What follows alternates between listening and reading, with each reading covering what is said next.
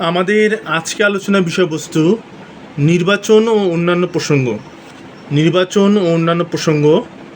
আলোচনা অংশ নিয়েছি আমি দেশবন্ধু কমরেড মুশফিক বরাত এবং আমি জাতীয় প্রগতি কাউন্সিল এনপিসির কেন্দ্রীয় কমিটির প্রেসিডেন্ট। আবারও বলছি, আমি জাতীয় প্রগতি কাউন্সিল এনপিসির কেন্দ্রীয় কমিটির প্রেসিডেন্ট। তো আলোচনা শুরু করা যাক। বিশ্বের পরিসীমায় রাষ্ট্রকে আর রাষ্ট্রের গণ্ডিতে অঞ্চলের ধারণায় আসা যাক। বিশ্বের ক্ষেত্রে রাষ্ট্রকে ভেঙে চুরে বিশ্বসেবায় নিয়োজিত হতে হয়।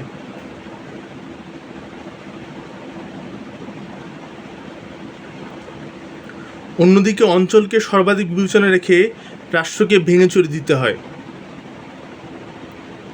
সেটাই সঠিক রাজনীতি ও বুদ্ধিমত্তা। এক্ষেত্রে নির্বাচনিক ব্যবস্থায় একমাত্র এমপি পদপ্রার্থীদের আমলে নিতে হয়। এখন সোজাসাপটা ভাষায় সরাসরি বিশ্বের প্রসঙ্গে আসা যাক। অঞ্চলকে সুগঠিত করতে নানা দিক সামনে আসবে, যেমন রাজধানীতে একটা অফিস, তারপর প্রত্যেক জেলা উপজেলায় ছড়িয়ে পড়া, শ্রমিক এলাকা সংগঠিত করা, কৃষকদের ন্যূনতম আমলে নেওয়া,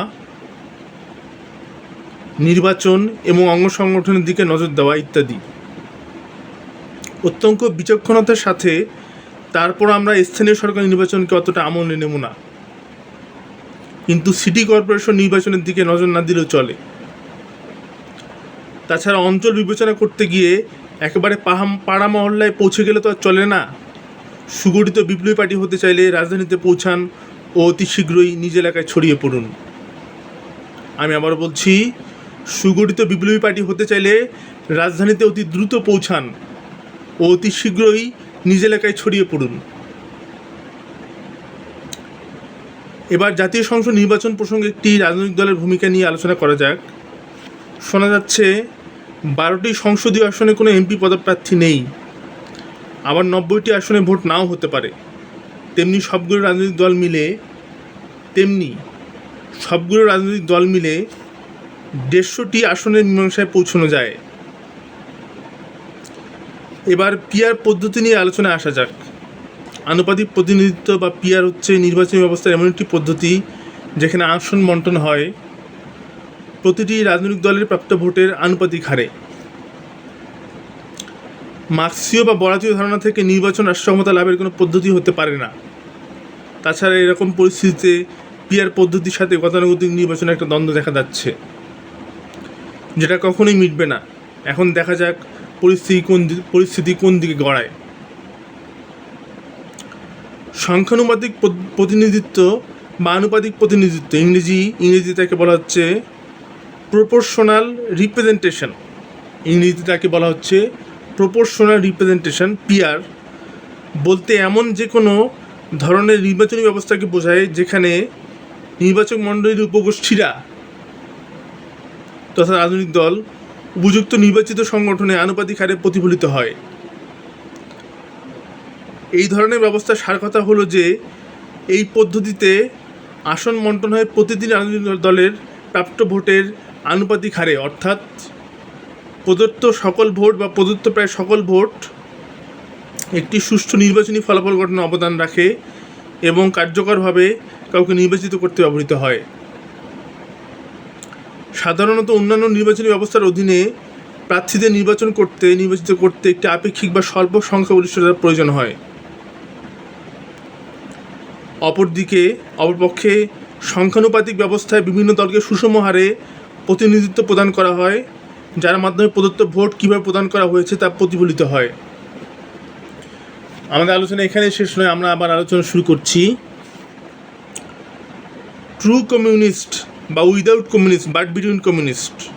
আবার বলছি বিষয়টা, true communist or without communist but between communist. এই 3C পৃথিবী চালায়, জগৎ নিয়ন্ত্রণ করে। একে ছিছি বলে উড়িয়ে দেওয়াটা মোটেও ঠিক কাজ হবে না। কমিউনিস্টদের সৎ, দুর্নীতিমুক্ত, লোভী, নির্দোষ ও আরও নানা প্রশংসার সুযোগ বক্তব্যে রোমাঞ্চিত করার লোকের অভাব নেই। তারপরও সরাসরি সমালোচনা করা ছাড়া কোনো বক্তব্যই তো দাঁড় করানো যায় না। আবার বুর্জুয়া ও পেটি বুর্জুয়াদেরও বামপন্থা চমক নিয়ে চাখানায় ও মাঠে ময়দানে প্রতিদিন বেরিয়ে পড়তে হচ্ছে। এতে আশ্চর্যান্বিত বা হতবাক হওয়ার মতো কিছু নেই। এটাই সমাজ, এটাই বাস্তবতা, এটাই বাস্তবতা, অনেকটা নির্মম। আশা করা যায় তারপরও কমিউনিস্টরা অনেক সংগঠিত, সংঘবদ্ধ, আশাবাদী লোকের কাছে অনেক প্রিয় ও সুখী ছিল। পৃথিবী যতদিন থাকবে, সমাজতন্ত্রীদের জয় জয়কার ততদিন থাকবে, সেটি বুঝতে আর কারোরই বাকি নেই। বিশ্বের 91টি দেশে, আবার একটু আলোচনার দিকে, এই পয়েন্টটার দিকে নজর দেওয়া যাক। বিশ্বের মোট 91টি দেশে পিআর পদ্ধতিতে নির্বাচন হয়। তাছাড়া আমাদের পার্শ্ববর্তী দেশ ভারতেও এই পদ্ধতি চালু আছে, অর্থাৎ আমাদের পার্শ্ববর্তী দেশ ভারতেও এই পদ্ধতি চালু আছে, এই পিআর পদ্ধতি চালু আছে। এবং বিশ্বের 91টি দেশে এই পিআর পদ্ধতিতে নির্বাচন হয়ে চলেছে এবং হচ্ছে দীর্ঘদিন যাবৎ এইভাবে নির্বাচন হচ্ছে, এইভাবে পিআর পদ্ধতি নির্বাচন হচ্ছে। তো আমাদের আলোচনা এখানে শেষ, কমরেড। আমরা আবার পুনরায় আলোচনায় ফিরে আসবো। প্রগতির জয় হোক, জয় হোক বিজ্ঞানের।